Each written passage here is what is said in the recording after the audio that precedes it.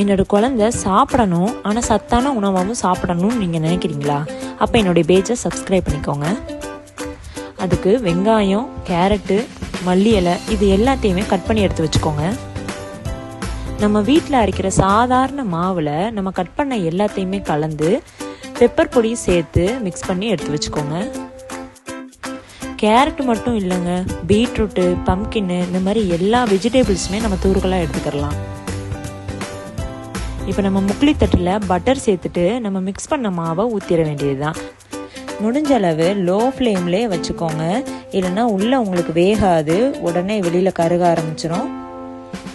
என்னடா சால்ட்டு போடலையேன்னு பார்க்காதீங்க, மாவுலேயே ஆல்ரெடி நம்ம சால்ட்டு சேர்த்து பண்ணுறதுனால எனக்கு சால்ட்டு தேவைப்படலை. ஒரு வயசுலேருந்து எல்லா குழந்தைங்களும் தாராளமாக சாப்பிடலாம். என்னோடய பையனும் ரொம்ப விருப்பப்பட்டு சாப்பிடுவான். ஸோ நீங்களும் வீட்டில் குழந்தைங்களுக்கு செஞ்சு கொடுங்க. நெக்ஸ்ட் வீடியோவில் பார்க்கலாம்.